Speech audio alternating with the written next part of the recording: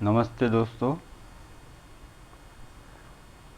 આજે આપણે સમજીશું તુલા લગ્નની કુંડલીમાં 12 રાશિ કયા સ્થાનમાં આવી છે અને રાશિના સ્વામી શું ફળ આપશે. રાશિના સ્વામી અશુભ ફળ આપશે કે શુભ ફળ આપશે તે આપણે જોઈશું. જેમ કે 7 નંબરની રાશિ એટલે તુલા રાશિ. તુલા રાશિનો સ્વામી શુક્ર થાય છે. આપણે સૂર્યથી જોઈશું. તુલા લગ્નમાં સૂર્યની સિંહ રાશિ 11મા સ્થાનમાં આવી છે. 5 નંબરની રાશિ. 5 નંબરની રાશિ સિંહ રાશિ કહેવાય. સિંહ રાશિનો સ્વામી સૂર્ય તુલા લગ્નમાં 11મા સ્થાનમાં સિંહ રાશિ આવે છે. તુલા લગ્નમાં સૂર્ય 11મા સ્થાનનો માલિક થાય છે. 11મા સ્થાનના માલિક તરીકે તે તટસ્થ બને છે, અશુભ જ બને છે. તેથી તુલા લગ્નમાં સૂર્ય અશુભ ફળ આપવા માટે બંધાયેલો. હવે આપણે જોઈશું ચંદ્ર. તુલા લગ્નમાં કર્ક રાશિ, 4 નંબરની રાશિ કર્ક રાશિ, જેનો સ્વામી ચંદ્ર છે, જે 10મા ભાવમાં આવી છે. તુલા લગ્નમાં 10મા ભાવમાં કર્ક રાશિ, જેનો સ્વામી ચંદ્ર છે. ચંદ્ર 10મા સ્થાનનો માલિક તરીકે જાતે શુભ ગ્રહ હોવાથી તે કેન્દ્રાધિપતિનો સ્વામી બને છે. તેથી અશુભ ફળ આપશે. ચંદ્ર કેન્દ્રનો માલિક હોવાથી શુભ ગ્રહ છે, શુભ ગ્રહ કેન્દ્રમાં આવે છે, કેન્દ્રમાં એની રાશિ આવે છે તો અશુભ ફળ આપે છે. એટલે ચંદ્ર અહીંયા અશુભ ફળ આપશે, અશુભ ગ્રહોમાં આવશે. પછી મંગળ. તુલા લગ્નમાં મંગળ વૃશ્ચિક રાશિ બીજા ભાવમાં અને એક મેષ રાશિ 7મા ભાવ. મંગળની 2 રાશિ છે. મેષ રાશિનો સ્વામી મંગળ, 8મી રાશિ વૃશ્ચિક રાશિ, વૃશ્ચિક રાશિનો સ્વામી પણ મંગળ. મંગળ બીજા સ્થાનનો સ્વામી થાય છે અને 7મા સ્થાનનો સ્વામી થાય છે. તેની વૃશ્ચિક રાશિ બીજા ભાવમાં છે ને એક મેષ રાશિ જે છે 7મા સ્થાનમાં. બીજા સ્થાનના માલિક તરીકે તટસ્થ બને છે. કુદરતી રીતે કુર ગ્રહ છે, પાપ ગ્રહ છે. પાપ ગ્રહ હોવાથી કેન્દ્રાધિપતિ તરીકે શુભ બને છે. આગળ આપણે જોઈ ગયા કે પાપ ગ્રહની રાશિ જ્યારે કેન્દ્રમાં આવે તો શુભ ફળ આપે છે અને શુભ ગ્રહની રાશિ કેન્દ્રમાં આવે તો તે અશુભ ફળ આપે છે. એટલે મંગળ અહીંયા કેન્દ્રમાં સ્વામી બનીને શુભ ફળ આપે છે. એટલે મંગળ અહીંયા શુભ ગ્રહોમાં આવે છે. તુલા લગ્નમાં મંગળ શુભ ફળ આપશે. હવે બુધ. બુધ ગ્રહની 2 રાશિ છે.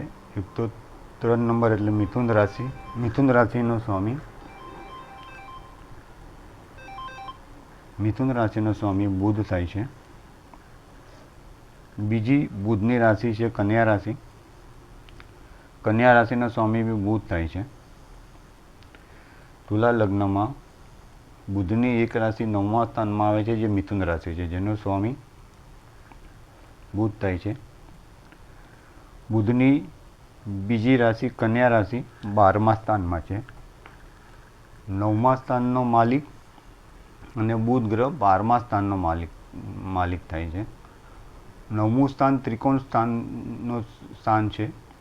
9માના સ્વામી તરીકે શુભ અને 12માના માલિક તરીકે તટસ્થ. બુધ ગ્રહ અહીંયા શુભ ફળ આપશે, કેમ કે ત્રિકોણ સ્થાનના જે બી સ્વામી થતા હોય તે શુભ જ ફળ આપે છે. એટલે શુભ ગ્રહોમાં આવશે. હવે જોઈશું ગુરુ.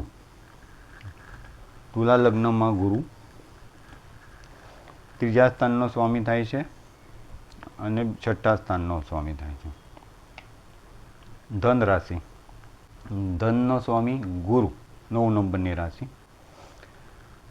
મીન રાશિ, 12મી રાશિ મીન રાશિ, મીન રાશિનો સ્વામી ગુરુ.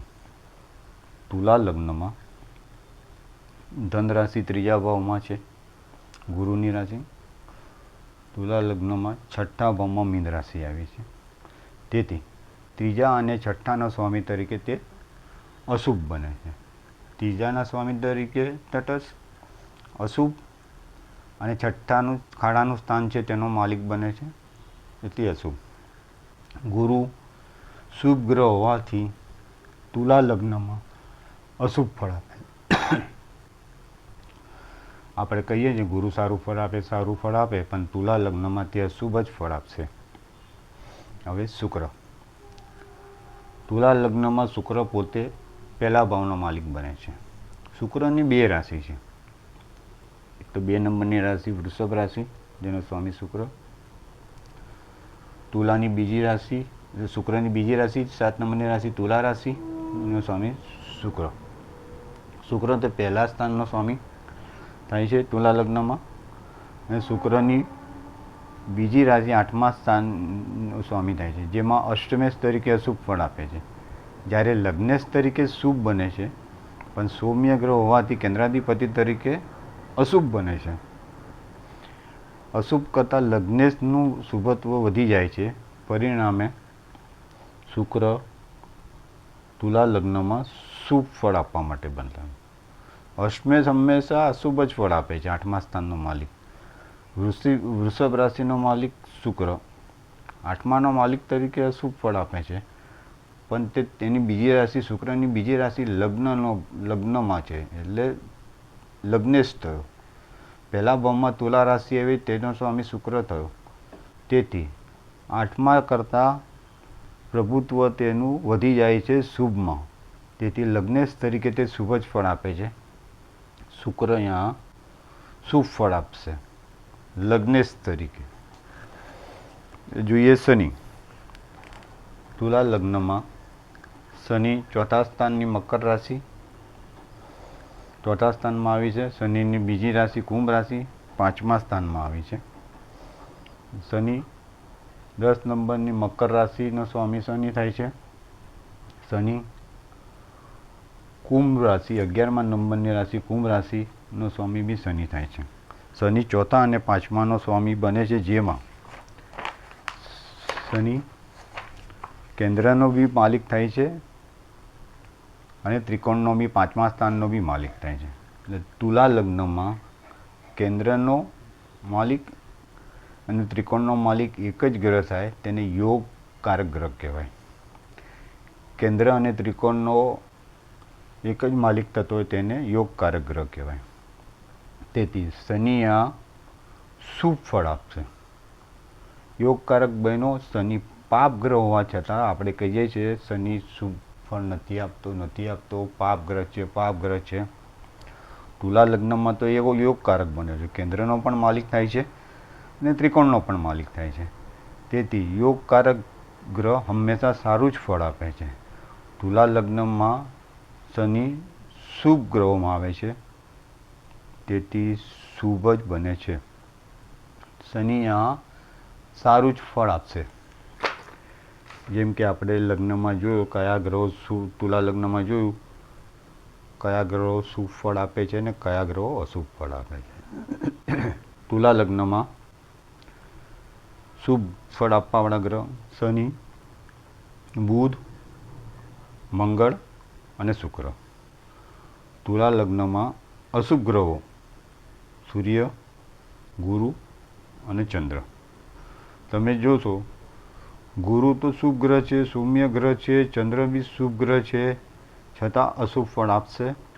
અહીંયા તમે જો શનિ પાપ ગ્રહ છે, મંગળ પાપ ગ્રહ છે, પણ તે કુંડલીમાં તેની રાશિ કયા ભાવમાં આવી છે તે પ્રમાણે ફળ આપવા માટે બંધાયેલા છે. તેથી શનિ અને મંગળ શુભ ફળ આપવા માટે બંધાયેલા છે. એટલે એ તો મગજમાં આપણે કાઢી જ નાખવું પડે કે શુભ ગ્રહો જ સારું ફળ આપે છે અને પાપ ગ્રહો હંમેશા ખરાબ જ ફળ આપે છે એવું નથી હોતું. રાશિ કયા ભાવમાં આવે છે, 12 કુંડલીમાં રાશિ અલગ અલગ ભાવના માલિક થતી હોય છે. તે પ્રમાણે આપણે પહેલાં લગ્ન જોવાનું. આ તુલા લગ્નમાં રાશિના સ્વામી શું શું ફળ આપશે તે જોવાનું, કેવા બન્યા છે તે જોવાનું. તેના પછી જ તમે ફળકથન કરી શકો છો. ખાલી કુંડલીમાં ગ્રહો બેઠા હોય ને તમે ફળકથન કરવાનું ચાલુ કરી દો એ ખોટું છે. તમને મારો વિડીયો સારો લાગ્યો હોય તો લાઈક કરજો, ન સારો લાગે તો ડિસલાઈક કરજો. આજે અહીંયા જ સુધી. નમસ્તે, ધન્યવાદ.